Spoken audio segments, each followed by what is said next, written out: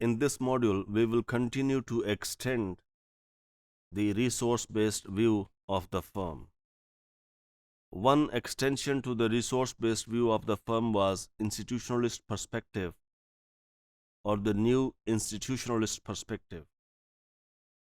In addition to the institutionalist perspective, we will discuss now another framework that can help us to better understand the limitations of resource-based view, or why resource-based view does not comprise what happens in the market or what actually organizations do in an industry.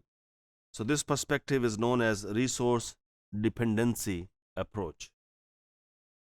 So according to the resource dependency approaches, resource-based view tends to assume that organizations have a completely free choice in managing, in developing, and in organizing their resources. What is your opinion about it? Can you think about how or up to what extent organizations are free to have or manage their resources? According to the resource dependency approach, organizations do not have a completely free choice.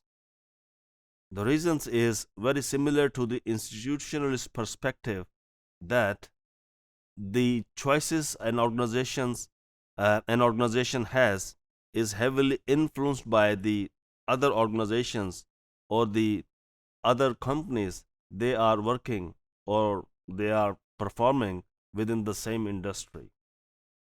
So let's look at what else we can learn from the resource dependency or resource based view of the firm. So resource dependency approach further suggests that the new institutionalist framework suggests that constraints over choices exist at the societal and the national level. For example, an organization which is looking for some kind of talented employees or the people with some kind of technical knowledge, there is a constraint at national level or might be at the societal level.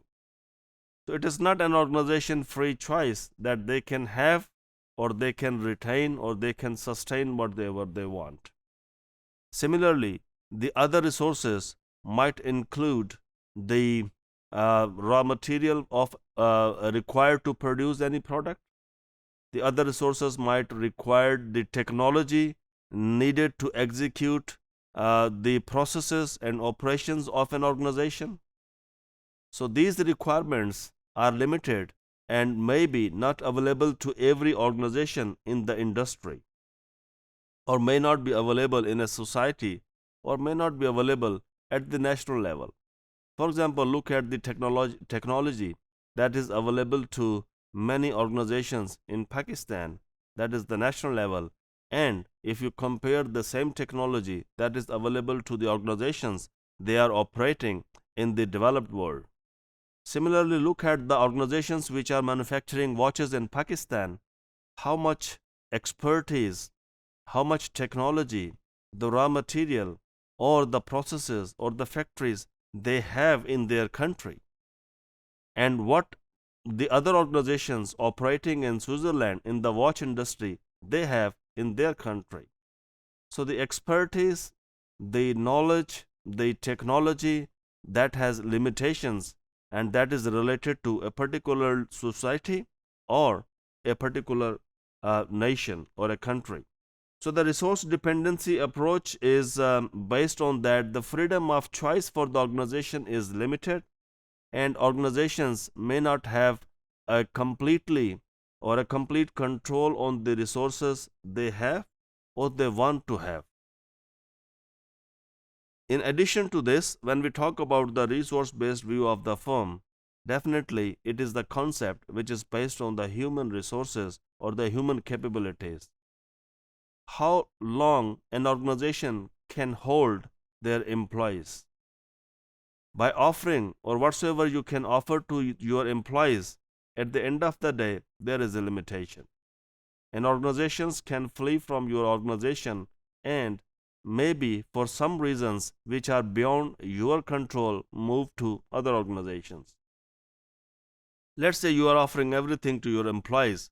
However, if another organization is close to the home or the place where your employees live, one or two or some of them might choose to move there because of the distance or some other practices.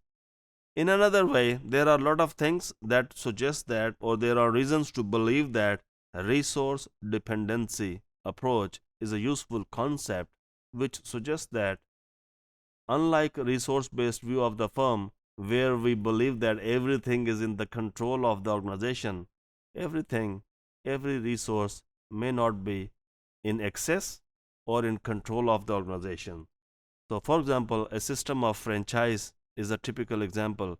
When an organization is having a franchise system, do they have a freedom to do what they want to do? No, they have to comply with the parent organization, and they don't have a freedom to do or the way they produce or market their products. There are limitations to it. Thank you.